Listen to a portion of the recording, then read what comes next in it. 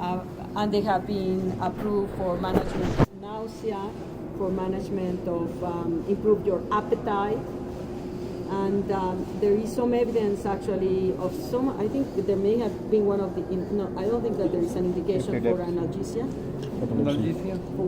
But anyway, there have been several clinical trials done with marijuana itself.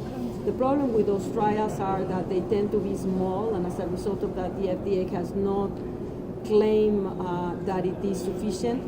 But there is evidence, the evidence is strongest for pain, management of pain, including spasticity for multiple sclerosis.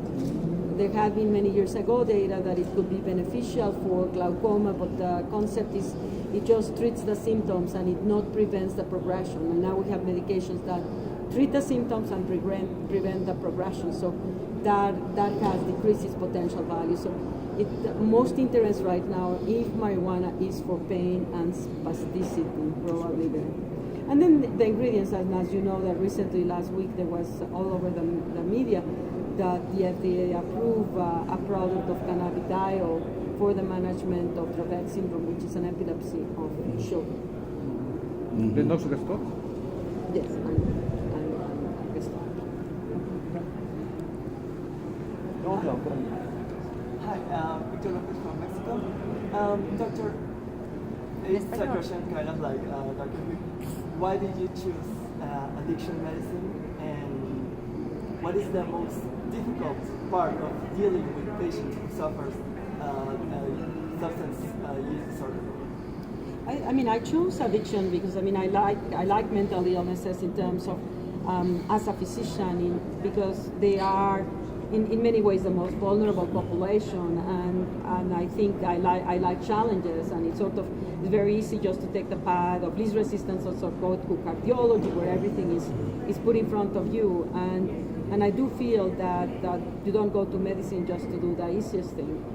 And in addiction, what attracted me over that of the other mental illness is that even as much as mental illness is stigmatized, addiction is stigmatized at an even greater level. And as I was a medical student and then as a resident in psychiatry, I was extraordinarily frustrated by the fact that the physicians will not address the problem of addiction. So you will have a patient with cirrhosis or varicose veins, and they would just treat the condition, and there was nothing done about the alcoholism. And then in residency, I had patients that were very, very depressed, suicidal, alcoholics, and no one will address the alcoholism.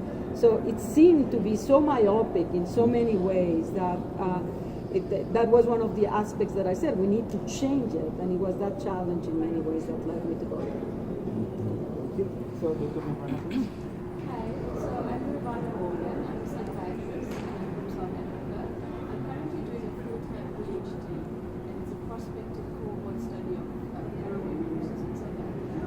My lab is called the Alchemist. My question is regarding a method of use, because most of our users they're enjoying cannabis and smoke. Have you read other countries or literature where this is the main method of using heroin in combination with cannabis? And my other question is regarding my interpretation of data and how neurobiologically the combination of cannabis and heroin together is going to affect the addiction profile. No, I have not heard it, but I find it fascinating. In the United States, the main, cannabis is predominantly used with nicotine, but not per se with opioids. What the immediate thought that it just jumps into me is that there is animal data in rats where they have actually shown several studies that when you combine cannabinoid 9-THC, they use 9-THC with an opioid, they use morphine. Most of these studies, you enhance the analgesic effects of morphine. And we were interested on it to try to figure out research to look at the combination of cannabinoids with opioids as a means to be able to control analgesia with a lower dose of opioids. But what nobody, and I haven't read the literature, and now you're making me very curious of what you're saying, is what are the effects of the combination as it relates to the rewarding effects of opioids? That I do not know. And it does enhance analgesia, but does it enhance reward? And it may, so, but I do not know. What are you observing? I mean, why do they? So it's a really big study, and there are 300 of the participants, and then we put them at rehab, and we follow them up 3 months after rehab and 9 months after rehab. In terms of what I'm finding, it's pretty similar to most heroin studies. Relapse rates are incredibly high. But and then the use of cannabis is excessive, so the amount that they're using is far more than we find in the other countries. So I'm using the opioid treatment index, which is the Australian tool that many prospective heroin studies use, and they work on a Q score, so the average amount of use, so episodes of use. So the episodes of use in South Africa is much higher than episodes of use elsewhere. Also, in terms of those that continue heroin use after rehabilitation, which is the majority because there's no substitution therapy, the majority are using on a daily basis or more, whereas other studies show that those that continue to use heroin afterwards cut down and generally a small percentage use on a daily basis. So to me it looks like there's multiple factors. The main one is treatment related, that the difference in treatment, because there isn't a substitution therapy, is causing a worse outcome, but also that the quantity of use is incredibly high. So they are smoking the heroin with cannabis. Yes, so it's not like chasing the dragon, which is quite common in the literature, At the same time, It's not, so we don't have anything that, but they use the cannabis and they call it chumba, so the drug is Nora, and they buy it in a bag, and they pour in the cannabis, and obviously we continue with it as well, and smoke that. So average use in my study is about 7 of those a day. And then when they try to cut down use after rehab, they might, instead of using 1 bag of heroin with 1 joint of cannabis, use 1 bag of heroin with maybe 3 joints. So it's a way of achieving maybe less of a heroin than I see. I think that they mix it with ritonavir in order to enhance the levels. Sorry, I didn't hear you. Do your patient mix it with ritonavir?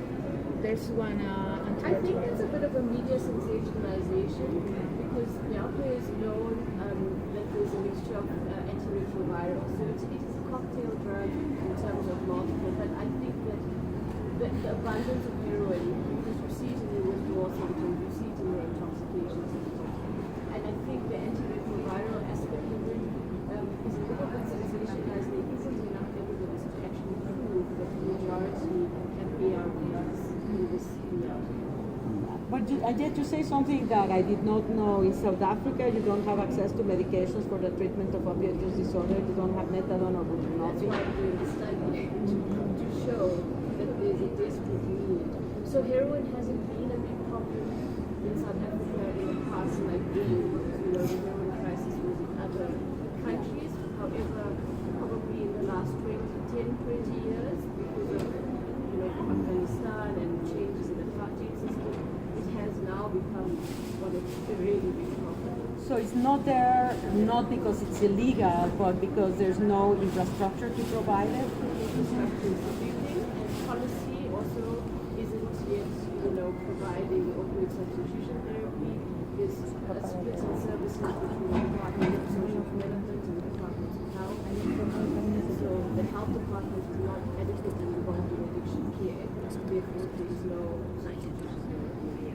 And has anybody done studies that actually ask the people that are combining them, what is the difference of taking heroin by itself, smoking heroin by itself versus smoking heroin with marijuana? Can we get an insight? Does it prolong the effect? Does it make it smoother? In my cohort, I have about 30% that are injecting the same drug, and so don't smoke it with heroin. I haven't done yet statistical analysis comparing these two percentages, but it's something that I'm looking at. But I would also ask them self-reports about how they think the combination differs from the drugs themselves. I have asked for most of the injecting users as well, what was your pathway to injecting? Did you start smoking first? What's the combination? I'm curious about the combination itself. What is it? Why are they combining the drugs? What does it give them extra that the drug by itself does not? That's what I'm after. So one of the questions that I asked all the addiction to cannabis, and most of them, I think it's at least 80% that say no. That once they start using the combination, they can no longer enjoy a high on cannabis alone. But can they enjoy a high on heroin alone? Yeah, no, that's a question. I think that it will be interesting to know, because I have not seen it. It's the first time it's brought to my attention. But I'm very sensitive because it does have, for analgesia, cannabis will enhance the effects of opioids. So, and one of the aspects to, for example, when they are testing for anti-epileptics, what cannabidiol is doing is enhancing the effects of the other anti-epileptics. So by itself, it's not an anti-epileptic drug, but it enhances the value. So I would be curious. I have never thought about it. I have just thought about it enhancing therapeutics, but not in terms of its potential for enhancing reward or addictiveness. I mean, it may or it may not. I mean, or maybe it counteracts withdrawal or some of the negative effects. But again, highlighting why it would be useful to try to get some insight about why people are combining them. I don't want to take up all the time, but if I can speak to you afterwards and tell you what data I have and how it works. Well, email me, because I'm going to have to run actually before the session ends, since I did not know that I have to do this thing.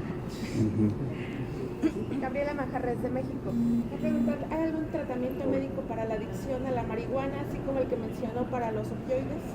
No, es una desgracia, pero no tenemos nada actualmente contra el tratamiento de la marihuana, que básicamente no es aceptable, dado que hay tanta problemática. O sea, es la adicción más frecuente para las drogas ilícitas. Pero tenemos varios ensayos clínicos actualmente para ver si tienen probabilidad de éxito, pero hasta ahora no hay nada que le pudiera decir. Gracias.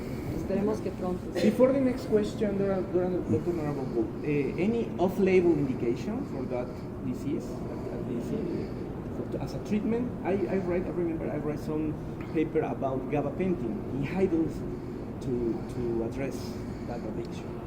I don't know. I mean, I think that the problem with gabapentin, it can be very sedating for patients, and I don't actually know exactly how the patients would respond. I think that the way that, and most psychiatrists are dealing with patients is you are focusing the symptoms that these patients have, and patients that have marijuana, that are addicted to marijuana, one of the things that they do complain is dysphoria and negative emotionality. So addressing that depression, anxiety. They also have complaints of insomnia that leads them to then many times just consume marijuana in order to be able to fall asleep.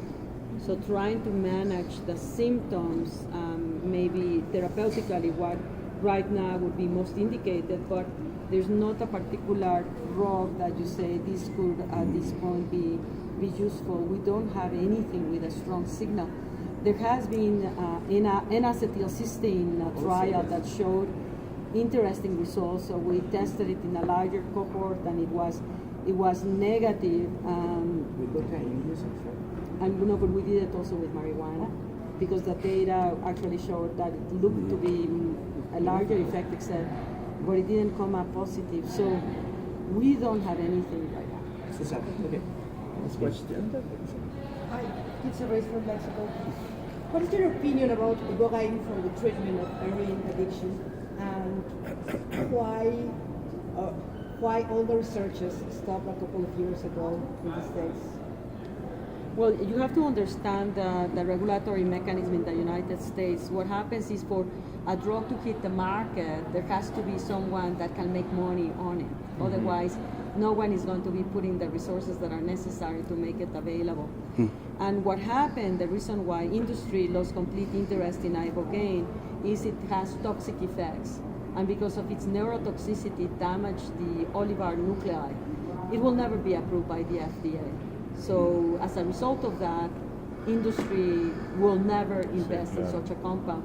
What we've been trying to do as an agency, because the animal data and the anecdotes from clinical reports seem to suggest that it may be beneficial, is we've been trying to actually support researchers that can develop an ibogaine analog that doesn't have toxicity, because then there could be a path forward to its regulation and development into a medication. I have not seen anyone, and we've been very proactively saying we would be interested on evaluating and doing research on a compound that may not have the toxicity from ibogaine. Here in Mexico, I live in the Riviera Maya, Sí. Playa del Carmen, Cancun, where we have a problem with drugs. So there have been a lot of new clinics, clandestine clinics of ibogaine, and it has been a problem from the toxicity that you're talking about ibogaine, but on the other hand, I have the opportunity to see patients, not my patients, before ibogaine and after ibogaine, and the changes dramatic. So which one could be your recommendation here in Mexico to begin some kind of research with those clinics? Because ibogaine here in Mexico is not legal, but it's not illegal. Before and after the what? Ibogaine. Ibogaine 3. Ibogaine. Yeah, no, I think that it would be, if you have the opportunity, I think it would be extremely useful to have an evaluation of the intervention. And I do think too, Let's do that. I mean, in something like that, you can start first with an open label study, but then you probably want to do a randomized trial to see if there is an effect, because the effects of placebo are very, very large. And if you don't take them into account, there's actually, and placebo is a wonderful when it works. Placebo, if we could learn how to use placebo, expand, actually amplify its effects, we'll have a fantastic tool. And I never minimize the value of placebo, and it's not that I don't think of it just by saying placebo. Basically, it's engaging our brain in a way of making it heal ourselves. Our bodies actually have the capacity to heal themselves. If we have a fracture, we don't need to go to the doctor, it will heal. We have an infection, most of the time it will heal. Of course, we go to the doctor, they give us antibiotics, and that helps, and they put the immobilizers, that accelerates. But we have to recognize that biologically we do have the ability of healing. It just takes longer, and in some instances you don't have the luxury of time because the person may die in the process. So that's why I say, in terms of placebo, I think it is important as you're evaluating the effects of ibogaine, and I would encourage you to do it because I think it will be very useful, not just Mexico, other places are using ibogaine, to have evidence, objective data that indicates whether it is therapeutically beneficial beyond a placebo effect or not. Please, Dr. Amindia. Another I'm a child psychiatrist. Can you talk a bit about the use of ketamine in clinical depression and other psychiatric disorders? Use of what? Ketamine. Ketamine, well, there is, currently ketamine is being approved by the FDA in the United States for the use of depression, which actually means that it has to have a pretty large effect size in order to be approved when we already have several antidepressants.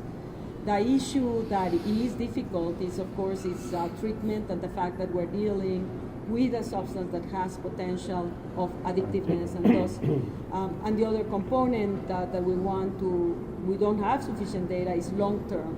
To what extent you are going to continue to have therapeutic efficacy from ketamine, or do you become tolerant? We're interested and we're funding the researchers actually for the use of ketamine to help us in the detoxification of individuals that are addicted to opioids, in whom we want to initiate on the treatment with naltrexone. So you need to detoxify someone because otherwise they'll go into horrific withdrawal. And sometimes the same thing, even if you are going to be putting someone on buprenorphine, you need to detoxify them because buprenorphine can trigger a withdrawal. So ketamine is being investigated as a means to accelerate the process of detoxification so that you can initiate treatment for patients better. There's also ketamine. The work is being done with ketamine. Esketamine has not yet been tested for that. I predict it would be very similar to ketamine. And the other one where ketamine studies are ongoing is for the management of chronic pain. And the problem is that it is beneficial. There's data clearly to show that ketamine has analgesic effects. But you have to do it in a clinic because you have to give it parenterally. So the concept of developing formulations that can be delivered orally for ketamine may provide a means of another analgesic, and by giving it orally, you will decrease its addictiveness because it actually decreases its reinforcing effects. You still have potential for someone taking the tablet and injecting, but it will be, overall, we know that it's less addictive than opioids. So is that for like ultra fast detoxification with ketamine? Like some people have like used general anesthesia to kind of use that period to kind of detoxify and then put them on an opiate replacement. It's slightly different because what they've done with the fast detoxification with anesthetics is basically they anesthetize you and then they give you naloxone. Right. Here they are giving you ketamine without giving you the naloxone. So it's not per se, it's just again a process to try to transition you into either naltrexone as an extended release formulation or buprenorphine for medication, but not for a fast detoxification as was originally developed for the use of general anesthetics. And they anesthetize you just in order to that you wouldn't perceive the withdrawal from naloxone. Here the ketamine is basically being used to interfere with the neuroplasticity changes driven by glutamatergic signaling. So the patient is still awake during that period? Yeah, the patient is awake. Thank you. Can I say something about because I'm from China. I think China is the biggest country abuse the louder, ketamine. please. China is the biggest country abuse the ketamine. In China, especially in south of China, a lot of chronic ketamine users. I did neuroepidemic study of ketamine. The chronic ketamine users, they have like structural, functional, abnormal brain, and also the ketamine users, I feel they have a lot of related symptoms like psychosis. For example, some of the ketamine users, because they have hallucinations, some of them they just dropped from the top of the floor. They have a lot of issues. And last year we wrote a paper about the regulation of ketamine, because in China we try to upgrade the regulation of ketamine. So I wanted to know about everyone's opinion about the regulation of ketamine because of its abuse. Well, the ketamine, I mean, and you're pointing out the other point, is not just that you have a substance that can be rewarding and addictive, but you also have a substance that can produce a psychosis, a very severe psychosis. So these are very untoward effects. And it's like, I mean, in terms of regulating that, what I was saying before, is regulating the use of ketamine for situations where there's going to be more benefit than actually negative effects. But that will require very careful observance, because otherwise you will end up like a problem that we had in the United States when amphetamine became so widely used that people were becoming psychotic, severely addicted, and then they had to actually change the rules. So it has to be regulated. It's not a Schedule 1 because it has a clinical indication, but it has to be it's a scheduled drug because of its rewarding effects. And each country, how they implement scheduling varies from one side to the other, making it more or less actually safer. One of the things that would be worrisome, and it's already happening, is the black market of ketamine. So if you can get ketamine on the black market, then you can have all of the regulations therapeutically. You still have a drug that can produce havoc, which is like fentanyl. Fentanyl is an analgesic, and yet it's producing the black market, and it's producing a lot of harm effects. So I think that there are researchers trying to extract derivatives or ketamine analogs, and the S-ketamine is one of the ones that is being evaluated to see if you can minimize the rewarding effects while keeping the effects on the NMDA receptor system. So they are not necessarily driven by the same molecular targets, or is there something that you can do also to create derivatives that will have less adverse effects? What I do not know is, will you be successful also in having a derivative that is effective as an antidepressant that will not have the psychosis-type proneness effect that you see with ketamine? And I do not know, but it is definitively important to view it that way. How do we develop safer ketamine-like compounds? Before the next questions, I would like to ask you this. maybe we are trained as a doctors. We are very used to see treatments as medications, as looking for the perfect drug, for the panacea that will heal everything. What are your thoughts, Dr. Volkow, about the fact that there are people with alcoholism disorder for several years, and then suddenly they start attending to a church, they go to double A groups, and they stop drinking without any treatment, without any medication? This is a phenomenon. I'm waiting to hear you. What are your thoughts about that? How is that phenomenon? How can we understand and address that? Well, you heard me speak 10 minutes ago about the notion that as biological creatures, we actually have the capacity to cure ourselves. Mm-hmm. And I think that the notion is, in many instances, the environment interferes with our own ability to create a healing process. And there's no doubt that there are people that can be actually overcome their own addiction, and it depends on the severity of the addiction, and it's also very important, it depends on the social structural support systems that they have. Individuals that have more alternatives in lives are more likely to be successful, and more alternatives and purposes in life is not just of economics. I mean, for someone to be able to be successful in recovery, they have to have a meaningful activity in life. They have to feel that they are part of a society and a system. But if your social structure system doesn't give you a chance, then that is going to be much harder to do. And there's also situations where the addiction is so severe that if you do not treat, intervene and says, well, eventually this person may be able to overcome the addiction, and it is possible. It may take maybe 5 or 10 years, but they will. But in the process, they may die. And so that is the issue where one has to recognize the importance of being able to provide the treatment, while understanding that, yes, there are systems that are going to make it more likely for someone to be successful in their recovery and their treatment than others. Dr. Volkow, I believe your position on legalization of cannabis is very clear. I think there is enough science that backs it. However, the problem of legalization of cannabis, I think it's more complex than just science. I don't know in your countries how if this is a debate or not. Here in Mexico, I know that you know this. It is. And here the main drive for the debate is an issue of security. I mean, the issue is we might legalize cannabis in order to reduce violence. So it's like the main drive here. In this regard, I would like to ask you.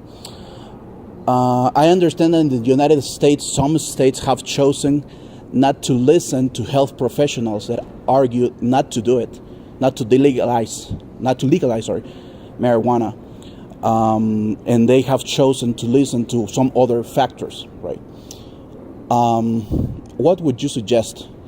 How should we interact? How should we try to convince our leaders, our politicians? How can we make them listen to us? Because what I see is that our leaders choose to not listen to us and listen to some other factors.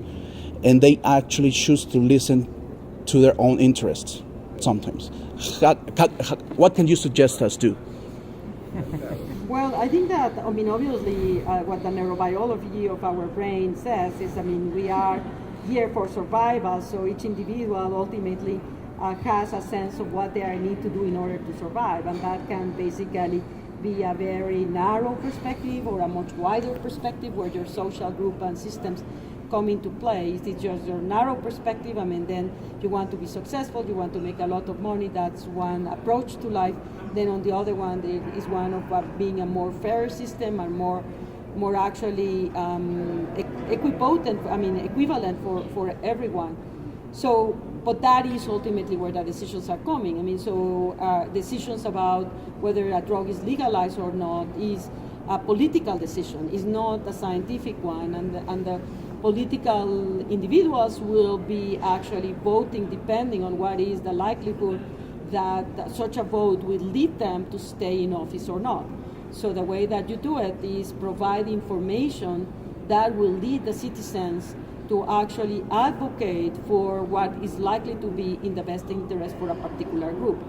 Now, you need to provide good information, and one of the problems that we face as it relates to marijuana is, again, and it's a very complex issue, but we as representing scientific organization, the only weapon that we have is evidence and truth. So we cannot lie, nor is it in our best interest as a science to exaggerate. So I cannot come and say marijuana is going to destroy your brain. Even though I've been pushed by some people that want to fight the legalizer, I said no, I lose all credibility. But what I can do is actually document what are potential harmful effects of marijuana. And you need to do it in an honest way. So if you say, okay, I'm going to look at marijuana, how does it compare in terms of its addictiveness? It's less addictive than heroin, much less addictive than cocaine, than methamphetamine. But it is actually 9% of people exposed to it also will become addicted. So it is addictive. Is it less harmful as it relates to car accidents than alcohol? Yes. Is it less harmful as it relates to violence? Yes, it's less harmful. But one of the things that marijuana does, it basically stones you down. Okay, so if you're stoned down, what does that mean in terms of your productivity? And what does it mean when you're stoned down and you're a teenager trying to learn? And what does it mean for a society to have its young citizens stoned out? No, they are not going to become violent because they're not going to be reacting. But they're not going to be reacting to neither positive things. So I think that the component of understanding and being able to take the science, which is we are concerned that the exposure to marijuana during childhood and adolescence will interfere with brain development in ways that jeopardizes the cognitive and emotional and motivational capacity of the young people. That is something that the nation should be worried and concerned about, and the politicians should be concerned about it. But we need to create this narrative. So we are bound by objective evidence. The legalizers are not. The industry is not. They can promise, take this marijuana. Marijuana will cure Alzheimer's. It will cure cancer. It will cure everything under the sky. And I'm not saying it facetiously. You look at the indications that come across the different states have different menus, but you can find everything almost under the star. I mean, I think they have it for schizophrenia, they have it for attention deficit disorder, they have for everything that I can think of. I mean, so it is, they have no qualms. So in many, and when you have a disease, you want, it's also in our brain, you want to believe very much that there is a magical cure. I mean, as children we believe in fairy tales, but as adults we continue to believe selectively on fairy tales. So if someone gives me a narrative where they give me the hope, they're giving me hope, that is going to have a tremendous value. And that's what the legalizers are doing. So on the other hand, and they are demonizing the government. I say, oh, they are not letting the people have their medication. And I think that where we need to do, and as you are absolutely right in saying it's not just about science, I think it's also as societies to compromise and to understand where one needs to make a compromise to gain time in order to bring more evidence. And I do think that one of the aspects that I've been very vocal about is the importance of doing research to understand where, if and what active ingredients for marijuana may have therapeutic potential. We owe it to people that believe in these drugs and are using them instead of medications that are approved. So I believe in providing more evidence, but creating a policy system that will allow us to do that research, that will not jeopardize it. We tend to polarize these things, or is it all horrible or is it all good? And I think that we need to navigate on a space that will allow us to be objective. And to follow up to my question, even though if as professionals our weapons are truth and evidence, in democracies the power is the people, right? So sometimes I believe, should we as mental health professionals, should we run for office? Do you think that's a very valid point? I think that ultimately having people that have the knowledge represented in those that are policymakers can have an enormous impact, absolutely. And in the United States, even though he's not in mental illness, but he has a mental illness himself, one of the most powerful and influential people has been Patrick Kennedy. Why? Because he suffers from depression and he suffers from addiction. And he was a congressman. Right. And he passed the parity law. that allows, now it's illegal if you discriminate for treatment against the drug addicted. And he was so effective because he had lived the consequences. So you can do it as a patient or you can do it as a provider.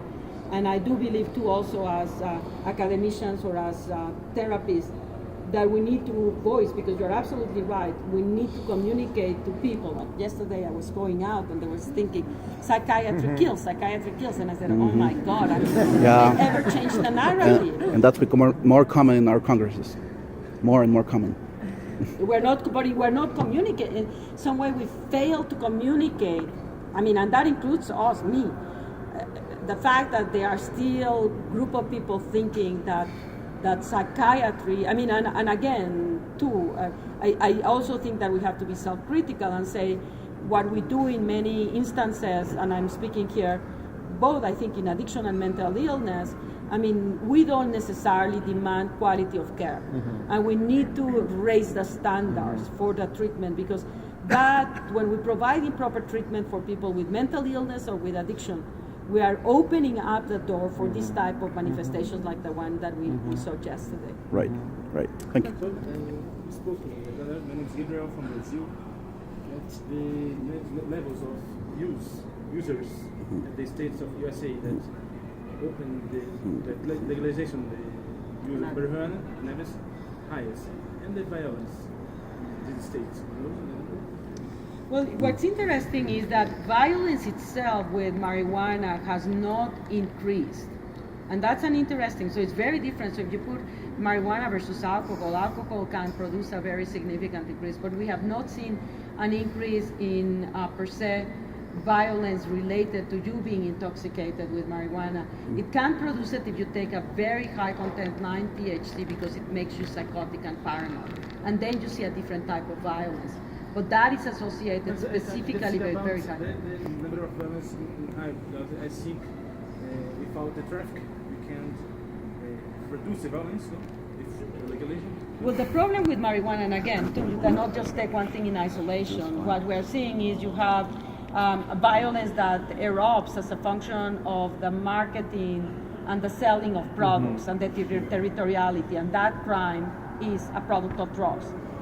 Then you have also the concept of cannabis as a gateway drug, where you get exposed to cannabis, and that then increases the likelihood that you will get exposed to other drugs.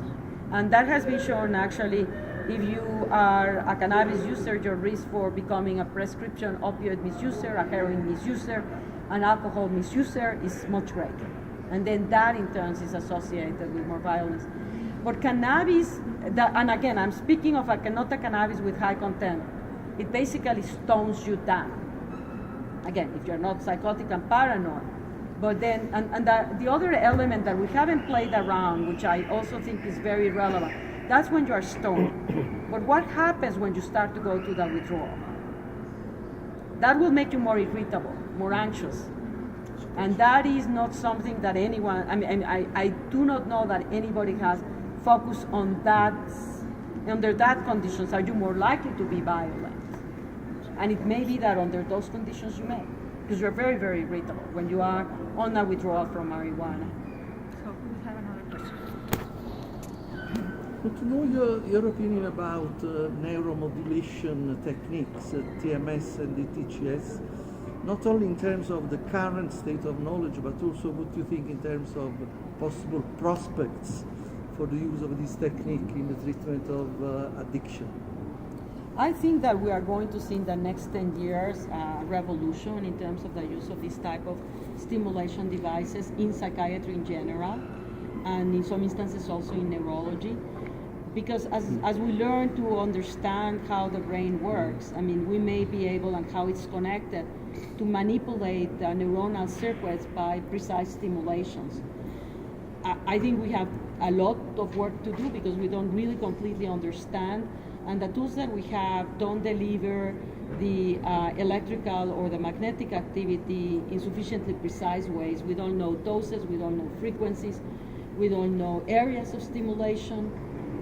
We don't know, actually, an area that I'm very interested in, I'm trying to researchers to think of is Can we, by combining, say, for example, methadone and buprenorphine with rTMS, can we improve the retention in treatment? Can we decrease the withdrawal symptoms? Can we improve sleep patterns? I mean, there's almost no data out there, but we need to do research. And certainly the data, even though it's not much, looks very promising. So I think it is, it's going to be fascinating to see how we, as a field, psychiatry, get prepared and to use it as part also combined. I think that we also tend to see one thing versus the other, antipsychotics. But the way that I view it is, I think that we, again, enhancing the efficacy by combining a medication with rTMS or a behavioral intervention with rTMS, can just strengthening its long-term effects. Sí. Cambiando un poco el escenario de lo político hacia lo terapéutico. Eso de Centroamérica, nuestro principal problema es alcohol, cocaína, crack. No tenemos medicamentos, ¿sí? No tenemos naltrexona, ni sabemos qué pasó con la vacuna de cocaína. ¿Me podría decir usted qué pasó al fin con esa vacuna de cocaína? Si hay alguna posibilidad de terapéutica, genética o cromosómica, que es uno de los campos promisorios de la psiquiatría, y también el área de tecnología, o sea, algún tipo de estimulación de chips, algo novedoso que podría ayudar. Todo está a nivel de investigación actualmente. La única vacuna que se ha dado en seres humanos no produjo suficientes anticuerpos en la mayoría de los pacientes y por lo tanto no funcionó. Entonces la otra estrategia que estábamos viendo es dar una enzima que metaboliza la cocaína inmediatamente. También hicimos un ensayo clínico bastante grande y fue negativo. Entonces la perspectiva de ahorita estamos pensando es la combinación de la vacuna con la enzima, porque, o sea, requieres tener cantidad de anticuerpos muy altos para evitar que suficiente cocaína entre al cerebro. Entonces, si combinas la enzima que lo destruye con los anticuerpos, quizás funcione. ¿Qué enzima es? Es una butirincolinesterasa. Y también estamos evaluando en modelos animales el poder dar esa enzima a través de gene therapy. So, inyectas el gene y entonces el gene está produciendo la enzima sin tener que estar dando periódicamente, al igual que inyectar los genes para los anticuerpos monoclonales, de tal manera que no los tienes que estar inyectando periódicamente y podría ser un tratamiento a largo plazo. Pero todo eso es investigación. Desde el punto de vista clínico, terapéutico, algo que esté de medicamentos que aparezca más interesante. Teníamos mucho interés en la posibilidad por los estudios de Gilberto Guerra que la buprenorfina pudiera tener efectos benéficos cuando la combinas con un opiáceo antagonista para evitar que la gente se vuelva adicta al opiáceo. Pero los resultados, si bien no fueron negativos, no fueron positivos. Entonces se requiere repetir ese hallazgo clínico. Interés en compuestos D3, interés en compuestos D2 combinados con D1 antagonistas. O sea, hay varias estrategias que se están haciendo.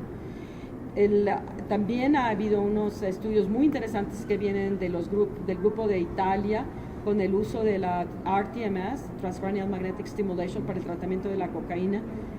Fue un estudio positivo, abierto, no hubo randomización. Entonces actualmente están tratando de repetirlo con una intervención placebo en una sample más grande. Esperemos que salgan los resultados positivos, pero actualmente no. ¿Tiene algún libro que esté publicando? Si ve en el PubMed y ve RTMS and Cocaine, ahí están los artículos. ¿Libro? No, del libro yo no sé, debe haber libros sobre RTMS, pero no sé. No, yo no. Oh, ya, no. Ok. Hola, Gloria Cuevas de México. Quisiera saber un poco más tu opinión sobre adicción a la comida, food addiction y obesidad. Sobre todo mi interés es en los niños, que en México tenemos un gran problema. ¿Qué podemos hacer? ¿Podemos considerarlo ya como una enfermedad? ¿Cómo debemos nominarle food addiction o obesidad, qué sería lo mejor, y las actitudes, cómo poder cambiar las actitudes de la familia hacia el consumo de sustancias adictivas. Sí, yo siempre he tenido muy presente el concepto de que las adicciones no solamente ocurren a sustancias que tienen componentes placenteros, sino que cualquier conducta que tiene un componente placentero intenso puede generarse un proceso de compulsividad. Y la comida es una de ellos. Y de hecho, una de las cosas que traté de hacer, pero no tuve éxito, fue que en el DSM-5 se pusiera a la comida como una de las conductas adictivas, dado que existen clásicamente las mismas fenomenología que existe con las drogas adictivas. La razón, o sea, todas estas cosas después se vuelven políticas y uno dice que sí y el otro dice que no, bla, bla, bla. Bottom line es que parte de la problemática es que el uso del término de la adicción está sobreutilizado. Entonces alguien dice, bueno, a mí me encantan los chocolates, dicen, Nora está adicta a los chocolates. No estoy adicta a los chocolates, puedo comer muchos y me encantan, pero no tiene ningún efecto negativo en mi vida. Entonces el uso, hacer una descripción explícita de lo que es o sea, si vamos a hablar de la adicción a la comida, cuáles son las características que alguien tiene cuando dice está adicto a la comida. Pero aún más importante es el reconocer que ciertas componentes de la comida pueden generar conductas compulsivas que en unos individuos pueden tener efectos muy negativos. Y aquellos son comida en alto contenido de azúcar refinada, combinación con lípidos, combinación con sal. O sea, eso puede en un modelo animal generar una conducta compulsiva donde consumen una cantidad enorme de calorías en un periodo muy, muy corto.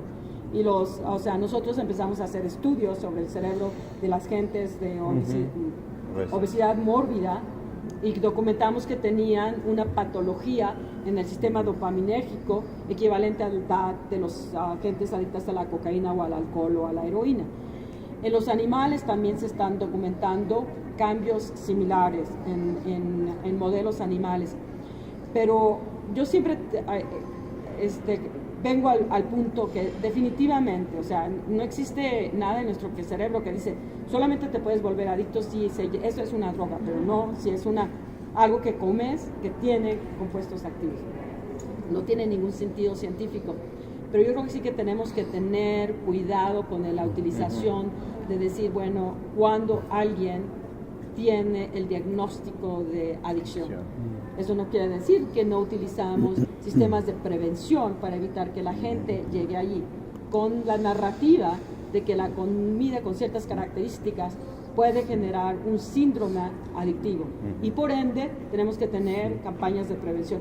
Y yo pensé que en México, de hecho, se había propuesto una campaña, por ejemplo, donde se disminuía la venta de los refrescos, que es una de las, o sea, el contenido alto de azúcar. Sí, incluso incrementaron el precio de los refrescos. De la comida chatarra. Comida chatarra. Sí, pero a mí, o sea, mi familia está aquí, entonces llego a ir a Tepoztlán, voy a las tiendas. Las tienditas que hay en Tepoztlán, debo decir que las 3/4 partes es de gansitos, papas, chocolates, dulces, 3/4 partes. Es increíble porque, o sea, no es la población que está yendo a estas tienditas que tenga mucho dinero y sin embargo, ¿qué es lo que están consumiendo? Están consumiendo esta comida. Y estás consumiendo de tal manera que te acondicionas a ella. Y esta comida genera gran acondicionamiento, entonces empiezas a desearla y empiezas a consumirla en mayor cantidad. Yo creo, o sea, tanto en las adicciones como hablando también de conductas adictivas en la obesidad y la diabetes, la cosa más importante que podemos hacer es policies que protejan a los ciudadanos del acceso a estas comidas chatarras y también crear un sistema que fomente y facilite el acceso a comida que sea saludable. Porque si estás en un lugar donde no hay nada de comida saludable, como me pasó el otro día en un aeropuerto, en un país latinoamericano, no voy a decirlo, también me ha pasado en Estados Unidos, que acabo en un aeropuerto donde no hay nada saludable, acabo comiendo una hamburguesa doble con queso. De verdad, no hay nada más, me estoy muriendo de hambre, pero está bien un día, pero sí, o sea, me hace consciente de que eso de que nosotros decimos, bueno, yo tengo o sea, puedo decidir qué como, ¿no? Pero tengo todas las alternativas. Si no tienes las alternativas, no. Entonces tenemos que darle a nuestra sociedad algo que lo haga accesible, porque no es solamente, ok, aquí tienes frutas y aquí tienes verduras, pero por cierto, cuestan carísimo. Entonces, tenemos que ver, hacerlo accesible y a todo el mundo, no solamente a aquellos que tienen el privilegio de ser económicamente más solventes, sino a aquellos que no tienen el mismo nivel de recursos. Okay, before the next question, I will stop because Dr. Nora Volkow has to leave early, right? Yeah, me tengo que ir. Okay, just to propose this topic that I want to discuss with you. Iceland is a country, small country. Sí, 300,000 habitantes. Yes, very small country, Iceland. Iceland achieved to reduce in an extremely good way the rates of addictions in young people. Sí. The way they do it was to policies, as you suggest. They ban young people 13 years old to 16 years old to be after 10 a.m. by night in the streets. That reduced the rates of alcohol intake and other drugs. But also, they facilitate facilities to sports, painting, cultural activities, and if the young people attend 5 times a week, they will give in a money as a reward, and it works well. So, Dr. Nora Volkow, my question is being proved apparently in Iceland that speaking about the side effects of drugs is not enough to prevent the young people to get high. So, what do you suggest we can implement as a preventive thing to address this problem? Yeah, no, many years ago, someone said, I mean, actually just with one phrase, because the one phrase says it all, said it to me, it's not my idea, which had come from my brain, but it's not, someone else, but I don't recall who it was. And this person said, it's not sufficient to say to young people, just say no. Oh, yes. You have to tell them what things they can say yes to. Mm-hmm. And if you don't give them alternatives, of course, then they're going to go to the alternative of drugs because it's very appealing. I mean, our brain is designed to explore and to actually engage and to feel good. So if you don't feel good, you're going to do things that make you feel good. It's like when I'm thirsty, I'm going to do whatever I need to do. It engages, motivates me to drink water. When I feel bored, that's a sensation. We don't study it, but it's an extremely disagreeable sensation. Being bored actually leads you, it has a purpose. It leads you to take action, to do something that would get you out of that state. If you're a young person, that you have less tolerance to boredom than as you grow older, they'll go out and do something. And if that does something, the only thing that there is take drugs. Of course they're going to take drugs. But if you have them multiple options that are recognized and supported, then guess what? They are much less likely to take drugs. And I think that is my view in terms of prevention. We have to empower young people to give them alternatives where they can succeed. And when they can actually live, I mean, in youth, you have this intensity that of life, everything is new, these extreme emotions. You have to give them a chance to live that life in ways that are going to lead them to grow as opposed to end up taking drugs. But it's not going to happen automatically. You need to provide that environment, and I think Iceland is a very good example. Of course. Pregunta la última. Perdón. En español es más rápido sencillo por el tiempo.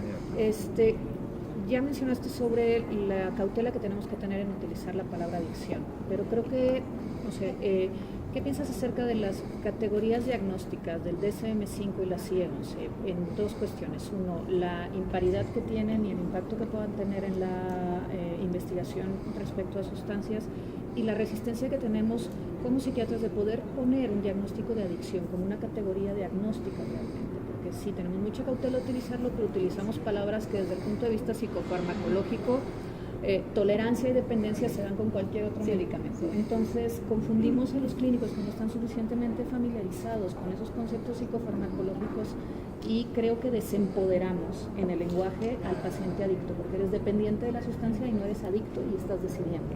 ¿Cuál es como tu impresión? Lo dijiste muy bien y deberías escribirlo, porque básicamente esa es la problemática que tenemos. Al utilizar la palabra dependencia, estamos mezclando cosas que no tienen que ver una con la otra. Entonces la gente que piensa que la dependencia física al fármaco es igual a la adicción, básicamente lo va a tratar inadecuadamente y no va a poder hacer un mensaje de prevención. Y los pacientes que el médico piensa que la dependencia física es adicción, tampoco van a ser atendidos adecuadamente. Por eso a mí no me gusta el término de dependencia. Lo usa el ICD, y el DSM-5 no lo usa. El DSM-5 usa Substance Use Disorders. Consumo perjudicial. Lo que me gusta a mí del DSM-5, me parece muy bien, es que tiene una característica dimensional. Entonces eso te permite adjudicar severidad. Entonces, como en el cáncer, por ejemplo, tú puedes decir tienes a qué nivel de cáncer, y eso tiene un valor terapéutico porque te permite identificar el nivel de intensidad de intervención que requieres. Pero dentro de esas severidades, ¿cuántos criterios cumples? Y entonces no es lo mismo yo tener la resaca al día siguiente que tener la crisis convulsiva por abstinencia de la sustancia. Entonces, tengo un criterio, puedo caer en el leve, aunque la severidad es absolutamente distinta. Pero de allí que, o sea, no puedes esperar que un diagnóstico sea que capture toda la complejidad de lo que estás haciendo clínicamente. Entonces, desde el punto de vista en psiquiatría, donde no tenemos el lujo que tienen los oncólogos que pueden caracterizar exactamente, no solamente dónde la tienes, pero qué tipo de genéticas, mutaciones genéticas tienes, sino básicamente estamos a través de los síntomas. La utilidad del sistema diagnóstico de DSM-5 es uno que nos sirve como referencia. Yo creo que un aspecto, y además yo lo veo como un documento viviente que utilizamos, que conforme va creciendo la información se va a ir modificando. Entonces, desde el punto de vista de, por ejemplo, hablando de la severidad de un withdrawal, si tú tienes un withdrawal de alcoholismo, te puede matar, básicamente. Pero ya si estás al nivel de que un withdrawal de alcoholismo, te aseguro que vas a tener todas las otras demás síntomas, porque para llegar a eso has consumido una cantidad enorme de drogas. Entonces, yo creo que hay que entender que no va a haber un sistema de clasificación perfecto, porque empezando por las adicciones son enfermedades heterogéneas.